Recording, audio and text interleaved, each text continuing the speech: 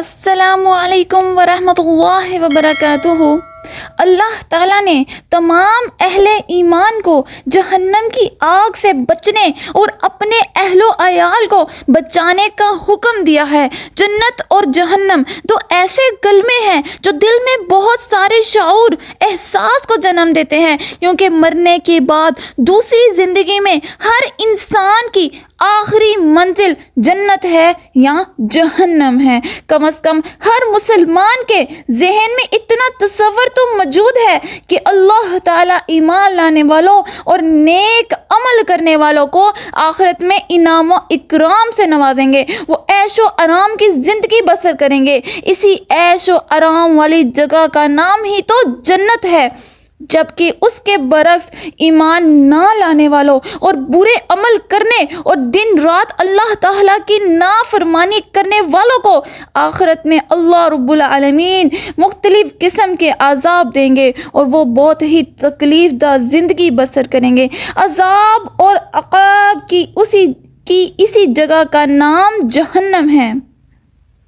جہنم بہت ہی بری قیامگاہ، بہت ہی برا مسکن اور بہت ہی برا ٹھکانہ ہے، جسے اللہ تعالیٰ نے کافروں، مشرکوں، فاسقوں اور فاجروں کے لیے تیار کر رکھا ہے۔ اللہ تعالیٰ نے قرآن مجید میں جنت اور جہنم دونوں کا بار بار بڑی تفصیل سے ذکر فرمایا ہے، اور ان دونوں میں سے آگ اور جہنم کا ذکر نسبتاً زیادہ مرتبہ کیا گیا ہے۔ تمام انبیاء کرام علیہ السلام نے جہنم کے عذاب سے بچنے کی تاکید فرمائی ہے۔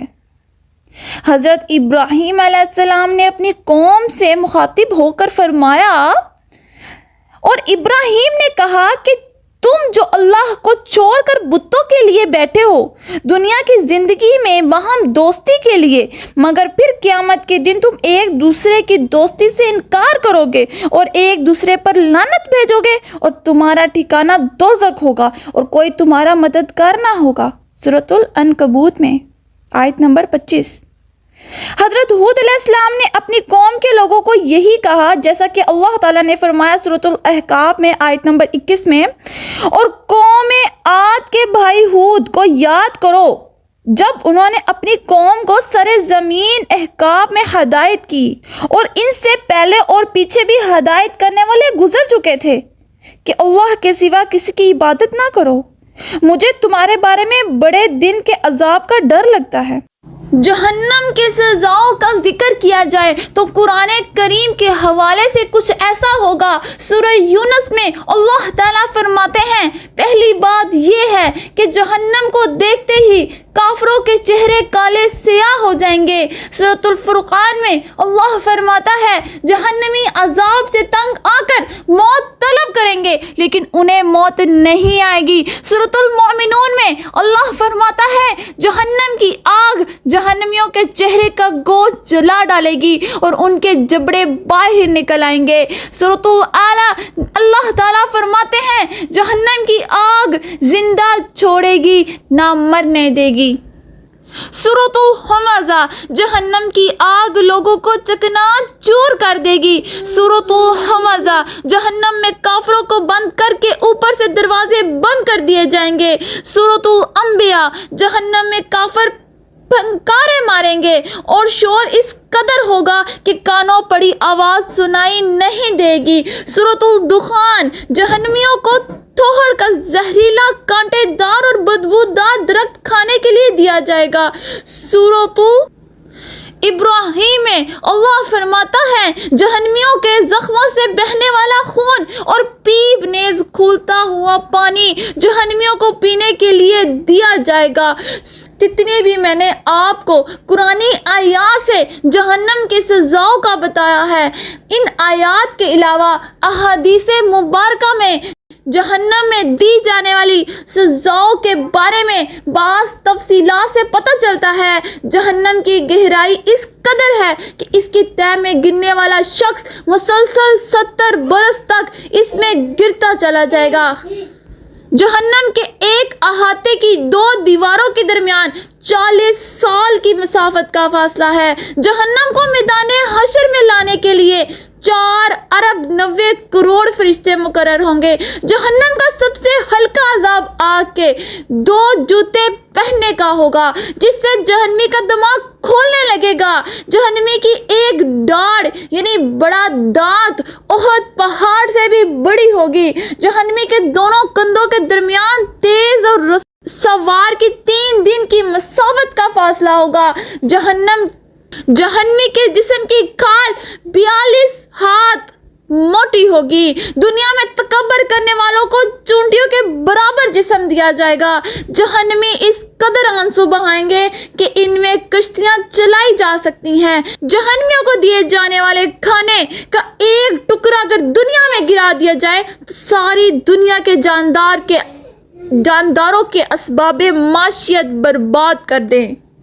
जहन्नम की आग, जहन्नम में सबसे बड़ा अजाब आग का होगा, जिसके बारे में रसूल अकरम सल्लल्लाहु अलैहि वसल्लम ने इरशाद फरमाया है कि ये दुनिया की आग से 69 दर्जे ज़्यादा गर्म है।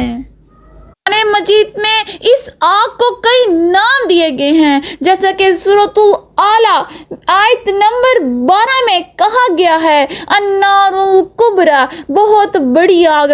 कहीं पर फरमाया नारुल्लाहिल मौक़दा, अल्लाह की आग खूब भड़काई हुई। सूरतुल लैल में आयत नंबर 14 में कहा गया नारुल तलज़्ज़ा, आग की लपेट।